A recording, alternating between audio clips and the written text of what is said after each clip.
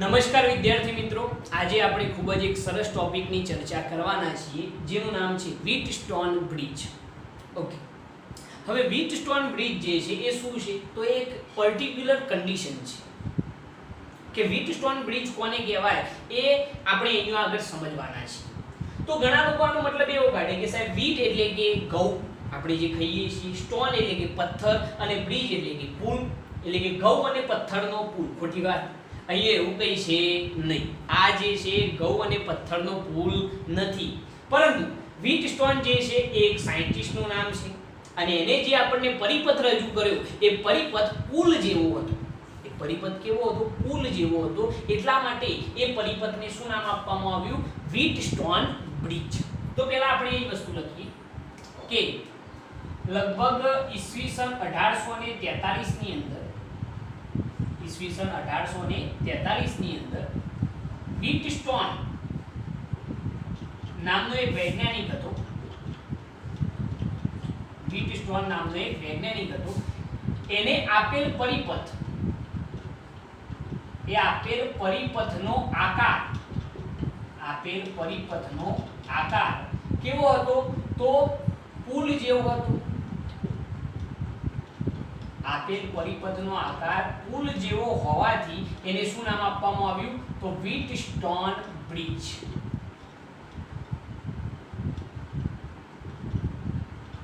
Okay, તો આ કોઈ ઘઉં અને પથ્થરનો પુલ નથી. આ શું છે ભાઈ? તો વ્હીટસ્ટોન નામનો જે વૈજ્ઞાનિક હતો એ વૈજ્ઞાનિકે આપેલો જે પરિપથ હતો એ પરિપથનો આકાર કેવો હતો? પુલ જેવો હતો.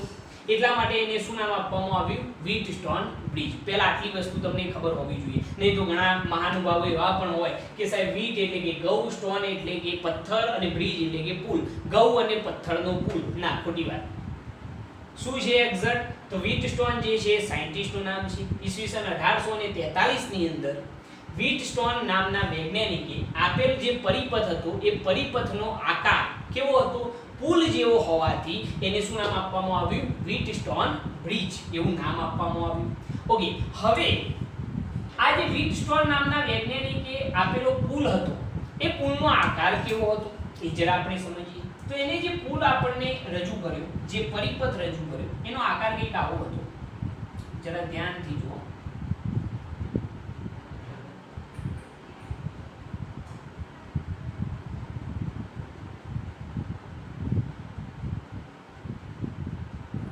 એની અંદર ટોટલ 4 અવરોધો જોડેલા હતા.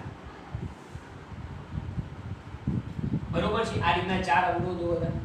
એને નામ આપી દઈએ R1, R2, R3 અને R4. ઓકે, અને વચ્ચે અહીંયા આગળ એને ગેલ્વેનોમીટર જોડ્યું. તમે જાણો છો ગેલ્વેનોમીટરનું કાર્ય શું છે? પ્રવાહની હાજરી નોંધે છે. ઓકે, હવે અહીંયા આગળ વચ્ચે આ રીતનું ગેલ્વેનોમીટર. હવે અહીંયા આગળ આપણે એનું થોડું નામકરણ કરીએ. તો અહીંયા આગળ નામ આપીએ A, B, C અને અહીંયા આગળ નામ આપીએ D. તો અહીંયા આગળ એને શું કર્યું? તો જનરલી વ્હીટસ્ટોન ની અંદર 4 અવરોધો હોય, 5 પણ હોય અને 6 પણ હોય. ટોટલ શરૂઆતમાં 5 તો ખરા જ. આ ગેલ્વેનોમીટરનો પણ કંઈક ના કંઈક અવરોધ હોય, એટલે 5 અવરોધ હોઈ શકે અથવા તો પછી 6 પણ અવરોધ હોઈ શકે છે, જે દાખલાઓની અંદર આપણે જોઈશું. ઓકે, તો વ્હીટસ્ટોને શું કર્યું? તો B અને D બિંદુ વચ્ચે અહીંયા શું જોડ્યું? ગેલ્વેનોમીટર. એના સિવાય ટોટલ 4 અવરોધો એને અહીંયા આગળ જોડેલા છે. R1, R2, R3 અને R4. એના પછી આ A અને C બિંદુ વચ્ચે એને એક બેટરીનું જોડાણ કર્યું આ રીતનું, અને એક સ્વિચ જોડી કાઢી. તો આ જે રચના બની એ વ્હીટસ્ટોન છે? ના, હજી આ રચના વ્હીટસ્ટોન કહેવાય નહીં. બરોબર છે? વ્હીટસ્ટોન હોવા માટે એક સંતુલન સ્થિતિ હોવી જોઈએ. મેં તમને પહેલા કહ્યું કે વ્હીટસ્ટોન જે છે એક પર્ટિક્યુલર કન્ડિશન છે. વ્હીટસ્ટોન જે છે એ શું છે? પર્ટિક્યુલર કન્ડિશન, સંતુલન સ્થિતિ જે છે. તો અહીંયા આગળ સંતુલન સ્થિતિ કેવી હોય એ વસ્તુ આપણે સમજીએ. તો સંતુલન સ્થિતિની અંદર સંતુલન સ્થિતિ કેવી હોય જરા સમજો. વ્હીટસ્ટોને એવું કહ્યું કે એક બેલેન્સ કન્ડિશન કેવી હોય છે. તો અહીંયા આગળ આપણે આ જે પરિપથ છે, પરિપથની અંદર જો પ્રવાહ બતાવીએ તો બેટરીની અંદરથી નીકળતો પ્રવાહ આપણે કહી દઈએ I જેટલો પ્રવાહ નીકળ્યો. આ I જેટલો પ્રવાહ આગળ વધી અને જ્યારે જંકશન પાસે આવે તો જંકશન પાસે પ્રવાહ બે ભાગમાં શું થઈ જાય વિભાજિત થઈ જાય. સમજી લો કે આપણે કહી દઈએ કે આ તરફ જતો પ્રવાહ આપણે કહી દઈએ I1, આ તરફ જતો પ્રવાહ આપણે કહી દઈએ I2. એના પછી આ I1 પ્રવાહ આગળ વધી અને જ્યારે B જંકશન પાસે આવે તો B જંકશન પાસે ફરીથી પ્રવાહ જે છે બે ભાગમાં શું થવું જોઈએ વિભાજિત થવું જોઈએ. પરંતુ એવું થયું નહીં. સંતુલન સ્થિતિની અંદર આપણે R1, R2, R3 અને R4 અવરોધો એવા અહીં આગળ જોડેલા છે કે જેથી આ I1 જેટલો પ્રવાહ જ્યારે B જંકશન પાસે આવ્યો તો એ પ્રવાહ બે ભાગમાં વિભાજિત થયો નહીં. અહીંયા જેટલો પ્રવાહ આવ્યો બધો પ્રવાહ B થી C તરફ વહેવા લાગ્યો, જેને આપણે નામ આપીએ છીએ I3. I1 અને I3 કેવા હતા? સમાન હતા. ગેલ્વેનોમીટરની અંદર કોઈ પણ પ્રવાહ દાખલ થયો નહીં. બરોબર છે? ખબર કઈ રીતે પડી? તો આ જે ગેલ્વેનોમીટર છે એ ગેલ્વેનોમીટરનું આવર્તન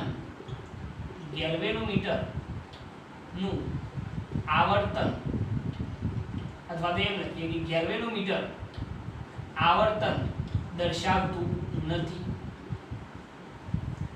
ગેલ્વેનોમીટર આવર્તન દર્શાવતું નથી એનો મતલબ એવો થયો કે ગેલ્વેનોમીટરની અંદરથી પ્રવાહ વહેતો નથી. પ્રેક્ટિકલની અંદર આપણે એવું જોયું કે ગેલ્વેનોમીટર જે છે એ આવર્તન દર્શાવતું નથી, મતલબ કે એની અંદરથી વહેતો પ્રવાહ કેવો હોય તો એ Ig બરાબર કેટલા કહેવાય 0, કારણ કે એની અંદરથી પ્રવાહ વહેતો નથી એટલે આવર્તન દર્શાવતું નથી. તો આ જે કન્ડિશન થઈ એને શું કહેવાય? વ્હીટસ્ટોન બ્રિજ કન્ડિશન થઈ કહેવાય કે જ્યારે વચ્ચે જે અવરોધ જોડેલો હોય અહીંયા આગળ ગેલ્વેનોમીટર હોય અથવા તો કોઈ રેઝિસ્ટન્સ પણ અહીંયા આગળ જોડવું હોય જોડી શકીએ, એની અંદરથી કોઈ પ્રવાહ વહેતો ન હોય તો એ વખતે વ્હીટસ્ટોન બ્રિજની રચના થઈ કહેવાશે. હવે જરા સમજીએ એક્ઝેક્ટ થયું શું. તો આપણે અહીંયા આગળ R1, R2, R3 અને R4 જોડે, B અને D વચ્ચે ગેલ્વેનોમીટર જોડ્યું કે જેથી આપણે પ્રવાહ નોંધી શકીએ, અને A અને C વચ્ચે આપણે બેટરીનું જોડાણ કર્યું. હવે જ્યારે બેટરીની સ્વિચ ઓન કરી તો પ્રવાહનું વહન શરૂ થયું. તો પ્રવાહ અહીંયા આગળ આવીને બે ભાગમાં વિભાજિત થયો. આ તરફ I1 ગયો, આ તરફ I2 ગયો. અહીંયા જ્યારે પ્રવાહ આવ્યો તો અહીંયાથી એનું બે ભાગમાં વિભાજન થયું નહીં. I1 જેટલો પ્રવાહ આવ્યો તો એ બધો પ્રવાહ B થી C તરફ વહેવા લાગ્યો. આની અંદર કોઈ પણ જાતનો પ્રવાહ દાખલ થયો નહીં. એ ખબર કઈ રીતે પડી? તો ગેલ્વેનોમીટર આવર્તન દર્શાવતું નથી. ગેલ્વેનોમીટર આવર્તન દર્શાવતું નથી એનો મતલબ શું કે આની અંદરથી વહેતો પ્રવાહ Ig કેટલો હોય? 0 હોય. બરોબર? ઓકે. અહીંયા પણ જેટલો પ્રવાહ આવ્યો એ બધો પ્રવાહ આ તરફ વહેવા લાગ્યો.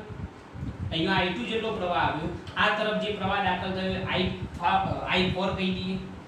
બરોબર છે? I2 જેટલો પ્રવાહ અહીંયા આવ્યો એ બધો પ્રવાહ આ તરફ વહેવા લાગ્યો. ઓકે. હવે જરા જોજો તો આ જે સંતુલન સ્થિતિ છે એ સંતુલન સ્થિતિ વ્હીટસ્ટોન બ્રિજની રચના કહેવાય. તો અહીંયા આગળ એવું કઈ રીતે શક્ય બની સાહેબ કે B થી D તરફ કોઈ પણ જાતનો પ્રવાહ વહેતો જ નથી? તમને ખબર છે કે પ્રવાહનું વહન થવા માટે શું હોવું જરૂરી છે? તો પોટેન્શિયલ ડિફરન્સ. B અને D બિંદુ પાસે કંઈક ના કંઈક જો પોટેન્શિયલ ડિફરન્સ હોય તો જ પ્રવાહનું વહન B થી D તરફ થાય. સમજી લો કે B બિંદુ પાસેનું પોટેન્શિયલ 5 વોલ્ટ હોય અને D બિંદુ પાસેનું 2 વોલ્ટ હોય તો પ્રવાહનું વહન હાયર પોટેન્શિયલ થી લોઅર પોટેન્શિયલ તરફ એટલે કે 5 વોલ્ટ થી 2 વોલ્ટ તરફ થાય. ખ્યાલ આવે છે આની અંદર? બરોબર. કદાચ આનું 15 વોલ્ટ હોય અને આનું 10 વોલ્ટ હોય તો પ્રવાહ હાયર પોટેન્શિયલ થી લોઅર પોટેન્શિયલ 15 થી 10 વોલ્ટ તરફ થાય. પરંતુ અહીંયા આગળ પ્રવાહ વહેતો નથી એનો મતલબ શું થયો કે B અને D બિંદુ પાસે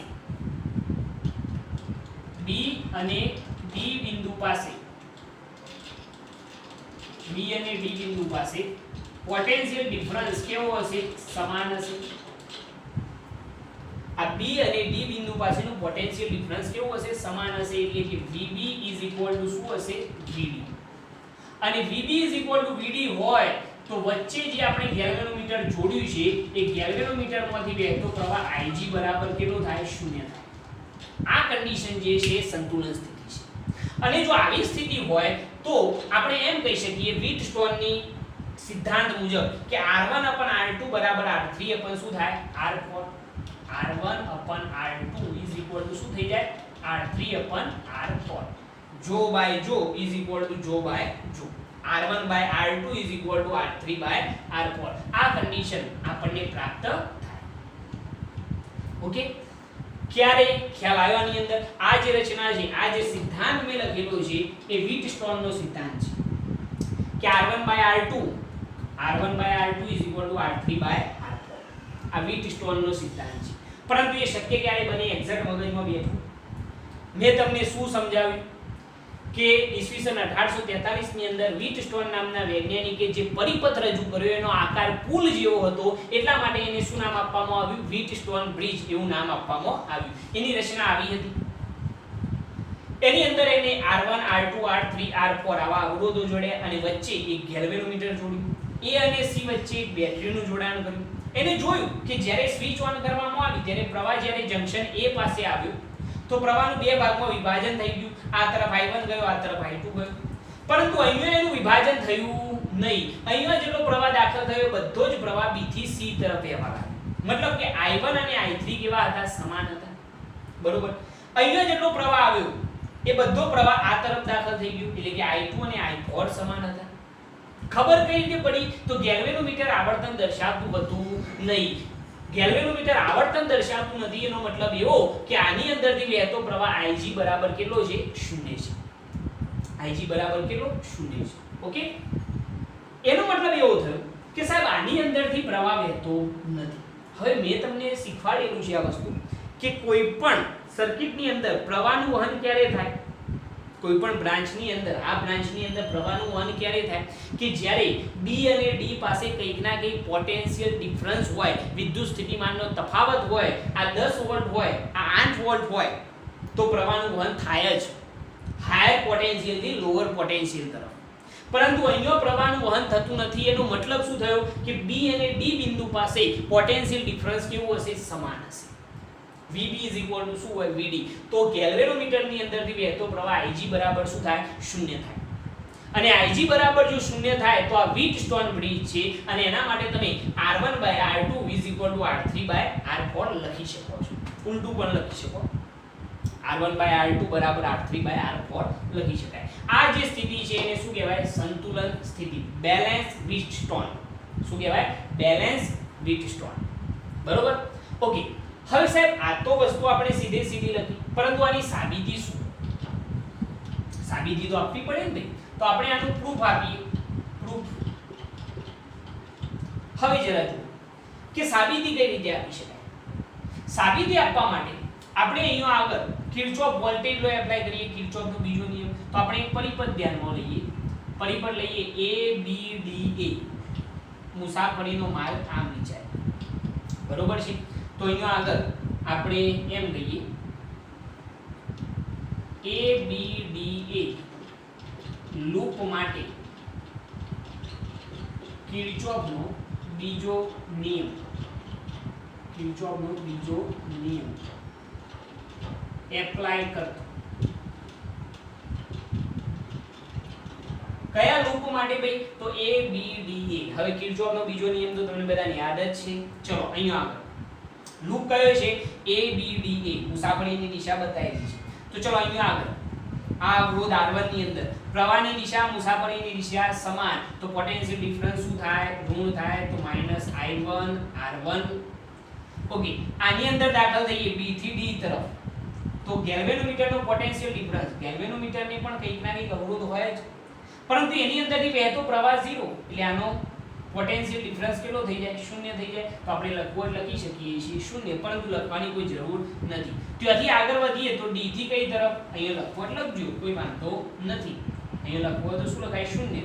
બરોબર? હવે D થી કઈ તરફ? A તરફ.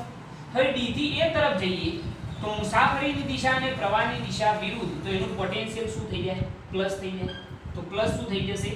I2 R2 is equal to A બિંદુ પાસે પાછા આવે એટલે કેટલા થઈ ગયા? 0. ફરીથી કહી દઉં, માર્ગ કયો ધ્યાનમાં લીધો? ABDA.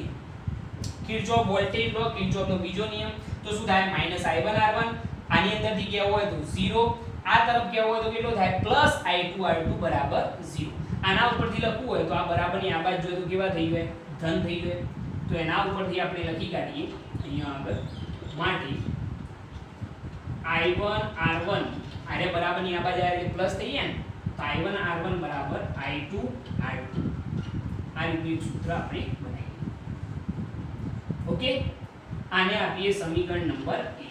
હવે જરા જુઓ, પહેલો લૂપ આપણે ધ્યાનમાં લઈ લીધો. હવે બીજો લૂપ આપણે ધ્યાનમાં લઈએ. B C D B મુસાફરીનો માર્ગ આ, બરોબર. તો અહીંયા લખીએ B C D B loop માટે કિર્ચોફનો બીજો નિયમ એપ્લાય કરો. ચલો એપ્લાય કરો. B C D B એટલે ભાઈ આવડે કે ના આવડે? B C D B. હવે અહીંયા જુઓ, પ્રવાહની દિશા મુસાફરીની દિશા સમાન, તો અહીંયા શું થાય? -I3 R3. ત્યાંથી આગળ જઈએ C થી D તરફ, તો પ્રવાહની દિશા અને મુસાફરીની દિશા વિરુદ્ધ, એટલા માટે શું થઈ જાય? +I4 R4. ચલો ગેલ્વેનોમીટરમાં દાખલ થઈએ તો અહીંયા Ig બરાબર 0, બરોબર છે. તો એ કેટલો થઈ જાય? 0. અને પાછા ગયો Ig એ B બિંદુ પાસે, તો ઇઝ ઇક્વલ ટુ કેટલા? 0. ભાવે કે ના ભાવે? -I3 R3. અહીંયા મુસાફરીની દિશા આમ, પ્રવાહની દિશા આમ, તો પોટેન્શિયલ ડિફરન્સ કેવો થઈ જાય? પ્લસ થઈ જાય. તો +I4 R4. આનો 0 અને પાછા B બિંદુ પાસે આવીએ તો is equal to 0.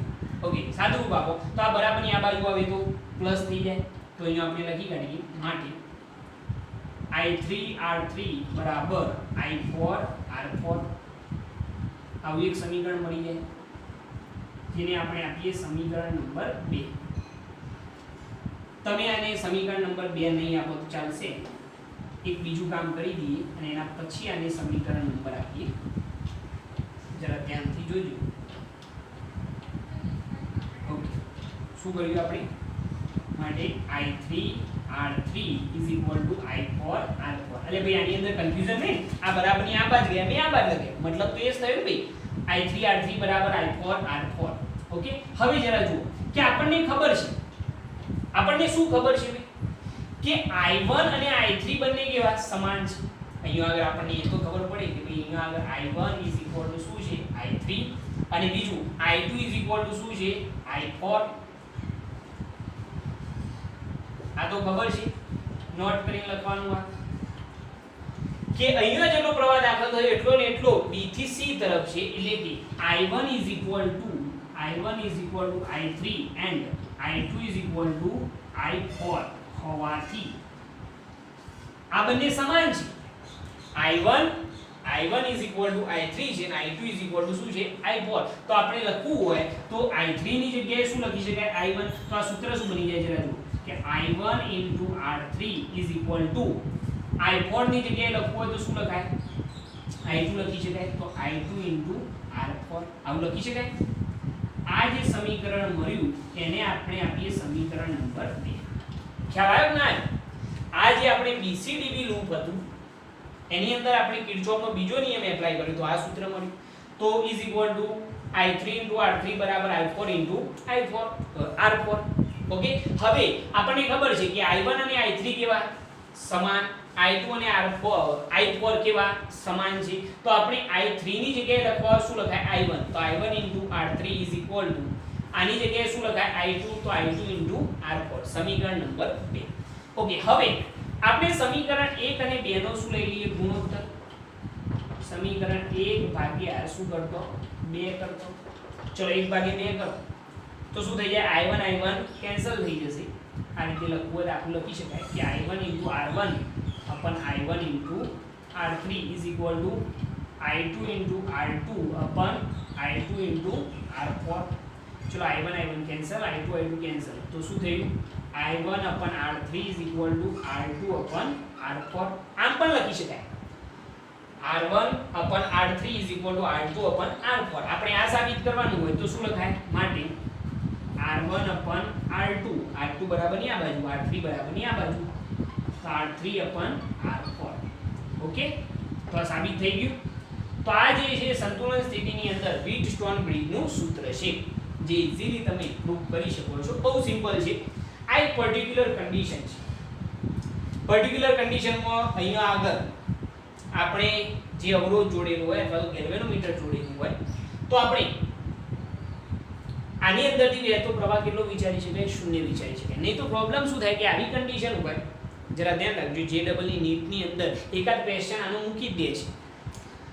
No doubt કે દરેક વખતે આવી સર્કિટ નથી હોતી, 5 અવરોધ હોય અથવા તો 6 હોય, પરંતુ એને તમારે ઓળખવા હોય તો કઈ રીતે ઓળખી શકાય?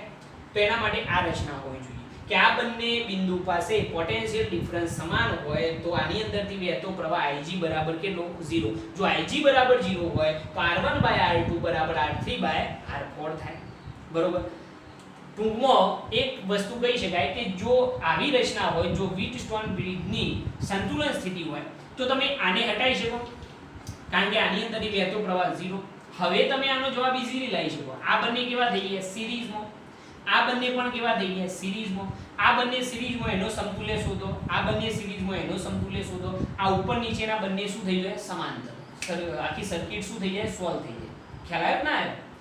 આ હટાઈ દીધા, આ બંને સિરીઝમાં, આ બંને પણ સિરીઝમાં. આનો જે જવાબ આવે એની સાથે આ શું થઈ જાય? સમાંતર. સર્કિટ સોલ્વ થઈ ગઈ.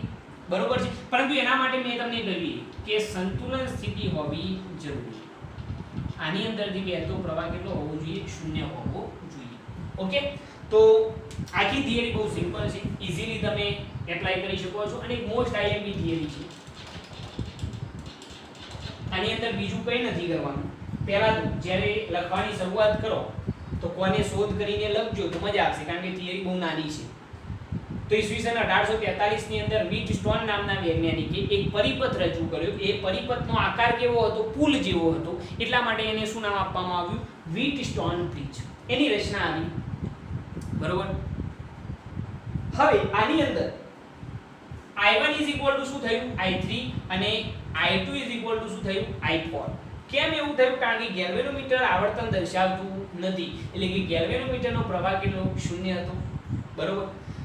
આવું ક્યારે થાય કે જ્યારે B અને D બિંદુ પાસેનો પોટેન્શિયલ ડિફરન્સ કેવો હોય? સમાન હોય. VB VD તો Ig બરાબર 0. જો આવી કન્ડિશન હોય, આની અંદરથી પ્રવાહ પસાર ના થતો હોય તો ડાયરેક્ટ આપણે લખી શકીએ કે R1/R2 બરાબર R3/R4. Circuit solve.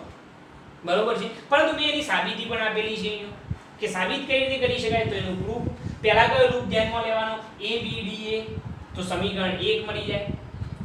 એના પછી બીજો લૂપ BCDB, તો તમને સમીકરણ નંબર 2 મળી જશે. ખાસ ધ્યાન રાખજો કે અહીંયા પહેલું સમીકરણ આ મળશે, પરંતુ આપણને ખબર છે કે I1 I3 છે અને I2 R4. તો કિંમતો એપ્લાય કરીને સમીકરણ નંબર 2 અને પછી 2 નો શું લઈ લેવાનો? ગુણોત્તર. તો તમને ઈઝીલી આ સૂત્ર મળી જશે જે પહેલા આપણે વિચાર્યું હતું. ઓકે, ખાસ ધ્યાન રાખજો. મોસ્ટ આઈએમપી થિયરી પણ છે અને દાખલાઓની અંદર પણ કામમાં આવશે. ફટાફટ આને નોટ કરી લો.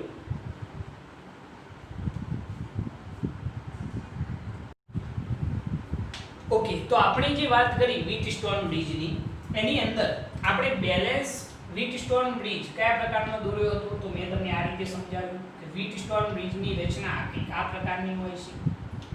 આની અંદર 5 અવરોધ હોય અથવા તો પછી 6 અવરોધ અહીંયા આગળ હોઈ શકે છે. આ પ્રકારની રચના હોય અને અહીંયા આગળ 5મો અવરોધ હોય અથવા તો પછી ગેલ્વેનોમીટર જોડેલું પણ હોઈ શકે છે. જો ગેલ્વેનોમીટર હોય તો ગેલ્વેનોમીટરને પણ કંઈક ના કંઈક અવરોધ હોય છે. ઓકે, તો 5 અવરોધ હોય અથવા તો પછી 6 અવરોધ હોય તો એ રચના વ્હીટસ્ટોન બ્રિજની હોઈ શકે છે. આ જે રચના છે એ વ્હીટસ્ટોન બ્રિજની રચના કહી શકાય. આ રચનાને શું કહેવાય? વ્હીટસ્ટોન બ્રિજની રચના. પરંતુ વ્હીટસ્ટોન બ્રિજની અંદર પણ બે પ્રકાર હોઈ શકે. એક સંતુલન સ્થિતિમાં હોઈ શકે અને બીજો અસંતુલન સ્થિતિમાં હોઈ શકે. તો સંતુલન સ્થિતિમાં ક્યારે હોય? સંતુલન સ્થિતિમાં હોવા માટે R5 ની અંદરથી વહેતો જે કરંટ છે એ કરંટ I બરાબર કેટલો હોવો જોઈએ? 0. બરોબર.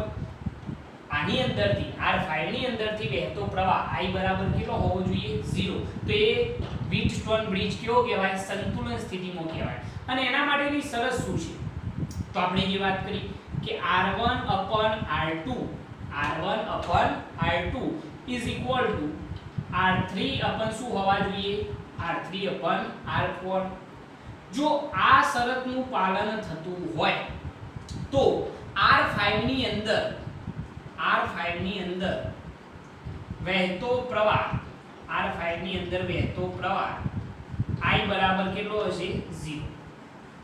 બરોબર છે. જો આ શરતનું પાલન થાય તો R5 ની અંદર પ્રવાહ વહી શકે નહીં અને આ જે વ્હીટસ્ટોન બ્રિજ છે એ કેવો કહેવાય તો બેલેન્સ્ડ વ્હીટસ્ટોન બ્રિજ. બરોબર છે. એટલે કે આ જે વ્હીટસ્ટોન બ્રિજ છે એ કેવો છે સંતુલન સ્થિતિમાં છે. આ વ્હીટસ્ટોન બ્રિજ કેવો છે તો સંતુલન સ્થિતિમાં છે.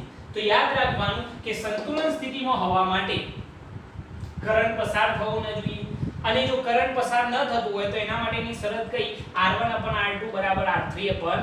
આ વસ્તુ ધ્યાન રાખજો કે જો R1/R2 = R3/R4 હોય તો R5 ની અંદરથી વહેતો પ્રવાહ 0 અને જો એનાથી ઉલટું પણ વિચારી શકાય કે જો R5 માંથી વહેતો પ્રવાહ 0 તો R1/R2 બરાબર શું થાય R3/R4. આ જે સ્થિતિ છે એ કેવી છે બેલેન્સ્ડ છે. બરોબર છે સંતુલન સ્થિતિ છે. પરંતુ ઘણી વખત આ પ્રકારની સ્થિતિ પણ હોઈ શકે છે કે R1/R2 does not equal to R3/R4. જો આ પ્રકારની સ્થિતિ હોય R1/R2 is not equal to R3/R4 હોય તો યાદ રાખવાનું કે R5 ની અંદરથી કંઈક ના કંઈક અથવા તો જસ્ટ એમ જ લખીએ કે R5 ની અંદર પ્રવાહ I વહે છે. આ વસ્તુ ધ્યાન રાખજો કે જો આ શરતનું પાલન ન થતું હોય R1/R2 = R3/R4 ના થતું હોય does not equal to તો R5 ની અંદરથી પ્રવાહ વહે છે અને એ જે સ્થિતિ છે એને શું કહેવાય છે તો અનબેલેન્સ્ડ વ્હીટસ્ટોન બ્રિજ.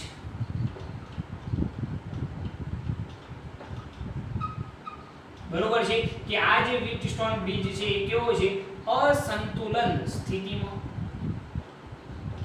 એવું આપણે કહી શકીએ છીએ.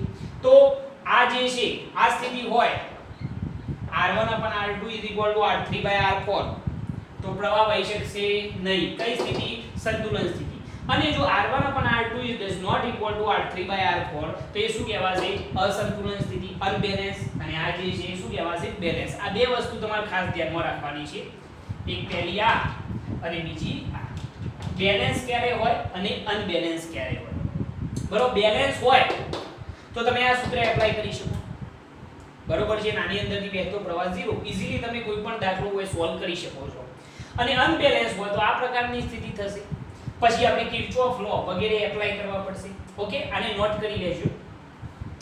વિડિયો સ્ટોપ કરી અને નોટ કરી લેજો. ઓકે જવા દઈએ. હવે પ્રશ્ન એ થાય કે શું સાહેબ દરેક વખતે આ પ્રકારનો જ પતંગ દોરીને આપેલો હશે તો ના. દરેક વખતે આવો પતંગ દોરીને આપેલો હોય એવું જરૂરી નથી. બરોબર છે. બહુ ઓછા દાખલા એવા હોય કે જેની અંદર સીધે સીધો આવો પતંગ દોરીને આપેલું હોય આવી સર્કિટ દોરીને આપેલી હોય. બરોબર. દાખલા તરીકે હું અહીંયા આગળ એક સિમ્પલ દાખલો લખું છું. તમને સપોઝ એક ક્વેશ્ચન આપણે લખીએ કે આ પ્રકારની એક સ્થિતિ છે.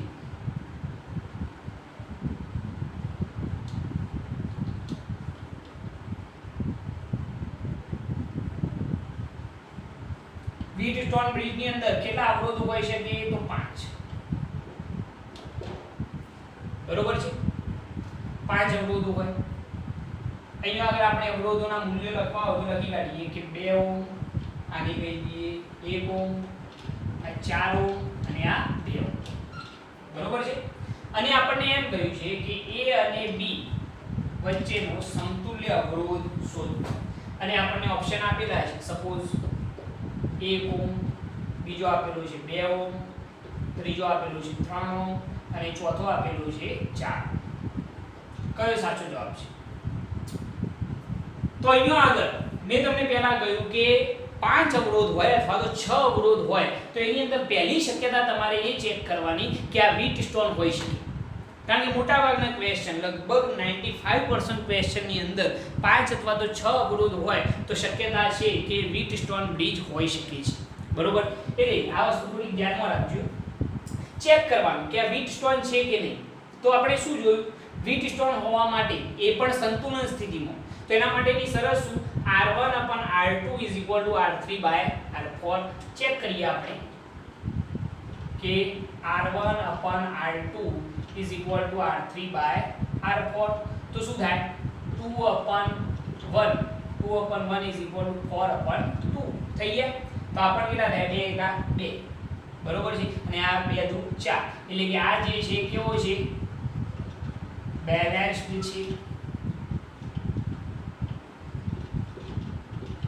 આ કઈ સ્થિતિમાં છે બેલેન્સ્ડ વ્હીટસ્ટોન સ્થિતિમાં છે બરોબર તો આટલી વસ્તુ તો આપણને ખબર પડશે કે આ જે સ્થિતિ છે એ કેવી છે ભાઈ બેલેન્સ્ડ છે ઓકે અહીંયા આગળ આપણે એમ લખી શકીએ કે અહીં r1/r2 r3/r4 હોવાથી સંતુલન સ્થિતિમાં છે વ્હીટસ્ટોન બ્રિજ કેવો છે સંતુલન સ્થિતિમાં છે આ શરતનું પાલન થાય છે ને ભાઈ r1/r2 r3/r4 તમે જુઓ છો આ 2 મળીને આપણને કેટલો મળે 2 તો શું કરી શકાય આને આપણે દૂર કરી શકીએ બરોબર આ સપોઝ 3 ઓહમ હતું તો આપણે અહીંયાથી કરંટ પસાર થાય જ નહીં મેં તમને પહેલા સમજાવ્યું કે જો બેલેન્સ્ડ હોય તો વચ્ચે જે આપણે રેઝિસ્ટન્સ જોડ્યો હોય એની અંદરથી પ્રવાહ પસાર થાય નહીં તો આ તો સિમ્પલ ઘટના થઈ ગઈ હવે તો આનો જવાબ ઈઝીલી લઈ શકાય તમે આ બંને કેવા થઈ ગયા હવે શ્રેણીમાં તો એનો સમતુલ્ય કેટલો થઈ જાય 6 ઓહમ 4 ને 2 કેટલા થઈ જાય 6 નીચે તરફ આપણે વિચારીએ તો એનો સમતુલ્ય કેટલો થઈ જાય તો 2 ને 1 3 તો હવે તો તમે a અને b વચ્ચેનો સમતુલ્ય અવરોધ ઈઝીલી શોધી શકો હવે બંને કેવા થઈ ગયા સમાંતર થઈ ગયા જો સમાંતર હોય તો r ઇક્વિવેલેન્ટ 6 * 3/6 + 3 જાણો છો ને તો 6 તરી 18 ભાગ્યા 9 એટલે 9 તો કેટલા થઈ ગયો 18 એટલે જવાબ કેટલો આવે 2 આ સાચો જવાબ છે તો એકદમ ઈઝી વસ્તુ થઈ ગઈ કે જ્યારે પણ તમે 5 અવરોધ જુઓ તો શું કરવાનું પહેલા વ્હીટસ્ટોન છે કે નહીં એ ચેક કરવાનું પછી આગળ વધવાનું તો પહેલા ચેક કર્યું કે r1/r2 r3/r4 okay Wheatstone bridge છે અને એ પણ કઈ સ્થિતિમાં સંતુલન સ્થિતિ બરોબર છે સંતુલન સ્થિતિમાં હોય તો આની અંદરથી કરંટ પસાર થાય જ નહીં તો આને આપણે અહીંયાથી દૂર કરી દીધો તો ઈઝીલી ખબર પડી ગઈ કે સાહેબ આ બંને કેવા થઈ ગયા શ્રેણીમાં તો શ્રેણીમાં હોય તો બંનેનો સમતુલ્ય કેટલો 6 ઓહમ આ બંને પણ શ્રેણીમાં એ બંનેનો સમતુલ્ય કેટલો થાય 3 હવે આ બંને કેવા થઈ ગયા પેરેલલ તો r ઇક્વિવેલેન્ટ 6 * 3/6 + 3 એટલે 18 ભાગ્યા 9 કેટલા થઈ ગયો 2 આપણો જવાબ થઈ ગયો તો આ પ્રકારના ક્વેશ્ચન પૂછાઈ શકે છે મેં તમને કહ્યું એમ આવા ઘણા બધા ક્વેશ્ચન બની શકે છે આપણે નેક્સ્ટ લેક્ચરની અંદર એની પણ થોડીક ચર્ચા કરીશું પરંતુ આ થિયરી વ્યવસ્થિત રીતે તમે જુઓ અને સમજો કે વ્હીટસ્ટોન બ્રિજ કઈ રીતે વર્ક કરે છે બેલેન્સ ક્યારે હોય અને અનબેલેન્સ ક્યારે હોય તો જ્યારે આ શરતનું પાલન થાય તો બેલેન્સ અને આ શરતનું પાલન ન થાય તો અનબેલેન્સ ઓકે નેક્સ્ટ ટાઈમ આપણે એક નવા લેક્ચર સાથે હાજર થઈશું ત્યાં સુધી જય ભારત જય હિન્દ